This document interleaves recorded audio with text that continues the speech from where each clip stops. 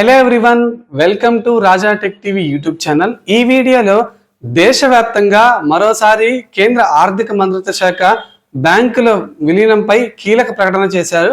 ఇక మే 1వ తేదీ నుంచి ఆంధ్రప్రదేశ్, తెలంగాణతో సహా మిగిలిన రాష్ట్రాల్లో ఈ బ్యాంకులు ఉండవు. దీంతో ఖాతాదారులకు కొన్ని కీలక మార్పులు చోటు చేసుకోబోతున్నాయి. తాజాగా దేశవ్యాప్తంగా అసలు ఏ బ్యాంకులు ఉండవు, ఎప్పటి నుంచి ఈ బ్యాంకులు మనకి కనిపించకుండా ఉండవు, ఖాతాదారులు తీసుకోవాల్సిన జాగ్రత్తలు ఏంటి, ఇలా దీనికి సంబంధించిన ఇన్ఫర్మేషన్ ఈ వీడియోలో చూద్దాం. ముందుగా వీడియో చూస్తున్న ప్రతి ఒక్కరు వీడియోని అయితే లైక్ చేసేయండి. వీడియో అనేది మీరు లైక్ చేస్తే అందరికీ రీచ్ అయ్యి 10 మందికి ఉపయోగపడుతుంది. అలాగే మొదటిసారి ఎవరైనా మన ఛానల్ని విజిట్ అయితే బెల్ ఐకాన్ ట్యాప్ చేసి మన ఛానల్ని సబ్స్క్రైబ్ చేసుకోండి. ఇక టాపిక్ ని స్టార్ట్ చేయండి. కేంద్ర ఆర్థిక మంత్రిత్వ శాఖ కీలక ప్రకటన చేసింది.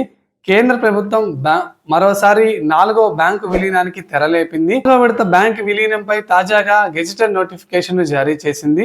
దీంతో ఒకే దేశం ఒకే ఆర్ఆర్బి అన్న ప్రణాళికతో ఇప్పుడు దేశవ్యాప్తంగా 43గా ఉన్న ఆర్ఆర్బీల సంఖ్య ఇప్పుడు 28కి తగ్గింది. దేశవ్యాప్తంగా ఇప్పుడు 11 రాష్ట్రాల్లో 15 గ్రామీణ బ్యాంకులు ఏకీకరించి ఒక్కో రాష్ట్రంలో ఒక్కో గ్రామీణ బ్యాంకుగా మార్చనున్నారు. ఇక మే 1, 2025 నుంచి తాజాగా ఈ 4వ విడత బ్యాంకుల ఏకీకరణ అమల్లోకి రానుందని తాజాగా ఆర్థిక మంత్రిత్వ శాఖ జారీ చేసిన నోటిఫికేషన్లు అయితే పూర్తిగా సమాచారం తెలిపింది. ఈ నోటిఫికేషన్ ప్రకారం ఆంధ్రప్రదేశ్లో 4, ఉత్తరప్రదేశ్, పశ్చిమ బెంగాల్లో 3, ఇక ముఖ్యంగా మనకి ఏంటంటే కర్ణాటక, రాజస్థాన్, మధ్యప్రదేశ్, మహారాష్ట్ర, గుజరాత్ రాష్ట్రాల్లో 2 ఆర్ఆర్బీలు ఏకీకృతం కానున్నాయి.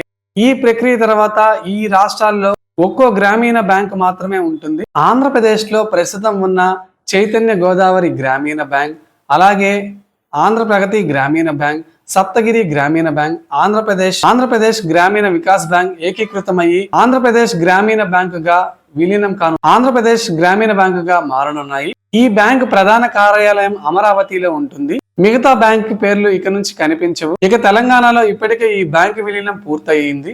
ఇక union bank of India sponsor bank గా వ్యవహరిస్తుంది. అలాగే ఉత్తరప్రదేశ్, పశ్చిమ బెంగాల్లో మనకి 2, ఉత్తరప్రదేశ్, పశ్చిమ బెంగాల్లో 1 ఆర్ఆర్బి మాత్రమే ఉంటుంది. అసలు ఈ బ్యాంకు విలీనాలు ఎందుకు? బ్యాంకు కార్యక్రమాలను మెరుగుపరచడం, ఖర్చులను హేతుబద్ధీకరించడం, ఆర్ఆర్బీల ఆర్థిక స్థిరత్వాన్ని మెరుగుపరచడమే దీని యొక్క ముఖ్య లక్ష్యం. చిన్న సన్నకారు రైతులు, వ్యవసాయ కూలీలు, కళాకారులకు రుణాలు ఇచ్చేందుకు ఈ గ్రామీణ బ్యాంకులు మనకి గతంలో అయితే ఏర్పాటు చేశారు. ఇక వీటికి స్పాన్సర్షిప్ బ్యాంకులు, వీటిలో కేంద్ర ప్రభుత్వానికి 50% వాటా, అలాగే స్పాన్సర్షిప్ బ్యాంకులకు 35%, ఇక రాష్ట్ర బ్యాంకులకు 15% వాటాగా ఉంటుంది. వ్యాప్తంగా ప్రస్తుతం 47 ఆర్ఆర్బీల సంఖ్య 28కి తగ్గనుంది. బ్యాంకులు విలీనమైనంత మాత్రాన దీనికి సంబంధించి కస్టమర్లు ఎలాంటి ఆందోళన చెందాల్సిన అవసరం లేదని, ఐఎఫ్ఎస్సి కోడ్లు కానీ, లొకేషన్లు కానీ, బ్రాంచ్ ఏరియాల్లో మార్పులు ఏమి ఉండవని తెలిపారు. దీంతో బ్యాంకు ఖాతాదారులు యథావిధిగా వారి లావాదేవీలు జరుపుకోవచ్చని బ్యాంకర్లు అయితే స్పష్టం చేశారు.